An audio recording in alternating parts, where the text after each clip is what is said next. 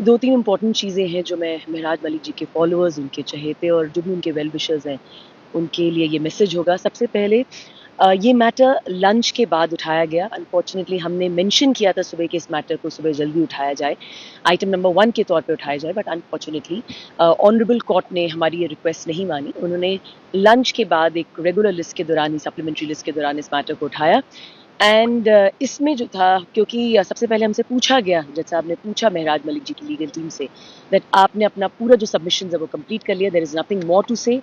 और इस पे हमने बिल्कुल अग्री किया, जी हाँ, we have nothing more to say except कि हमने कुछ केस लॉस देने थे। इसी के बाद गवर्नमेंट ने जो था अपनी कंटेंशंस शुरू करी। मिस्टर सेठी जो सीनियर काउंसिल, सीनियर एडवोकेट हैं, गवर्नमेंट के वकील हैं, उन्होंने पूरा आर्ग्यूमेंट जो था कोर्ट में रखा और तकरीबन 1-1.5 घंटा उन्होंने बहस करी।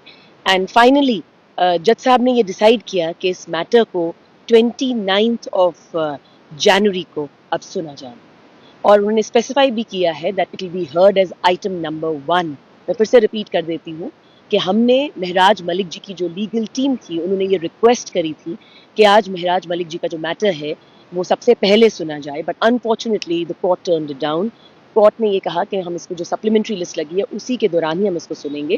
फाइनली लंच ब्रेक के बाद ये मैटर आया, कोर्ट ने सुना। कोर्ट ने सबसे पहले हमसे पूछा, महराज मलिक जी की लीगल टीम से, that I hope do you have anything to say.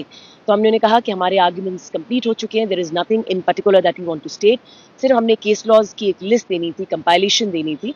और उसके बाद सीनियर काउंसिल सुनील सेठी जी ने जो है सरकार की तरफ से अपने आर्ग्यूमेंट शुरू करे और तकरीबन 1-1.5 घंटा जो है उन्होंने बहस करी।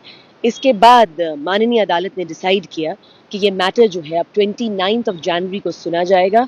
एंड उन्होंने ये भी स्पेसिफाई किया, अभी ऑर्डर तो फाइनली हमारे पास अभी अपलोड नहीं हुआ है, but I will just give you a small whatever the honourable lordship mention in the court कि इस केस को, महराज मलिक जी के केस को जब 29 जनवरी को लगाया जाएगा तो आइटम नंबर 1 के तौर पे लगाया जाए। यही है आज की, आपको बता देती हूँ। बार बार मैं अपने इंटरव्यूज में हम यही कहते हैं, आज हमारी आम आदमी पार्टी की पूरी टीम है यहाँ पे, हम एक ही बात, हमारी टीम के जितने भी लोग हैं एक ही बात कहते हैं हर इंटरव्यू में कि आप ये नैरेटिव ना भेजें कि इस मैटर में डिले हो रहा है। मैं हमेशा बोलती हूँ जब मैटर्स कोर्ट में आते हैं there is a legal process. मैं आज भी कहती हूँ कोर्ट ने हमें बहुत ही पेशेंट हियरिंग दी है, 3 दिन, एक-एक पॉइंट, एक-एक कंटेंशन जो महराज मलिक जी की लीगल टीम रखना चाहती थी उसको सुना है। तो मैं ये बिल्कुल नहीं अग्री करूंगी कि इस मैटर में डिले हो रहा है। These are the way. मैं हमेशा बोलती हूँ कि किस तरह से ये केस चलेगा ये मैं या आप नहीं तय कर सकते, it has to be decided by the honourable court.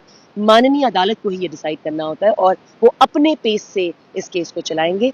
And as per the court जो है 29 को नेक्स्ट मैटर। ये कहना गलत होगा कि महराज जी की कॉन्स्टिट्यूएंसी में लोगों को पूरा ट्रूथ जो है नहीं सुनने को मिल रहा है, ये बिल्कुल गलत होगा, क्योंकि मेरे साथ ही जो है यासिर जी खड़े हुए हैं, ये पूरे इंचार्ज हैं इस वक्त, ही इज कोऑर्डिनेटिंग द आम आदमी पार्टी इन जे एक एक चीज जो है, स्पोक्स पर्सन है यहाँ पे मुदस्सिर जी, बाकी डोडा से जो प्रवक्ता है, हम सब, और मैं खुद जम्मू प्रोविंस की प्रवक्ता हूँ, एक एक जो अपडेट है वो दी जाती है महराज मलिक जी के फॉलोअर्स को। तो ये कहना बिल्कुल गलत होगा दैट उनके सपोर्टर्स, उनके फॉलोअर्स को नहीं पता चल रहा कि किस केस में क्या हुआ। मैं फिर से रिपीट करूंगी, अगर उनको कोई चीज नहीं पता चली है, ये कोर्ट में मसला है, माननीय अदालत अपनी तरह से इस मैटर को डिसाइड करेगी।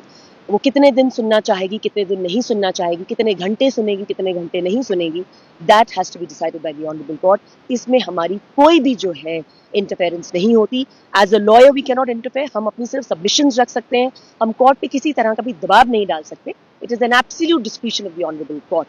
तो मैं फिर से बोलूंगी कि क्योंकि इन्होंने मुझसे पूछा कि क्या मैसेज रहेगा उनके फॉलोअर्स के लिए, आप पॉजिटिव रहें, दुआ करें कि one day this matter is going to come to an end. ये नेवर एंडिंग मैटर तो है नहीं कि तकरीबन सालों साल या महीनों महीनों चलेगा, मगर जी हाँ, जो प्रोसेस है वो हमें फॉलो करना पड़ेगा and we have to respect the honourable courts decision.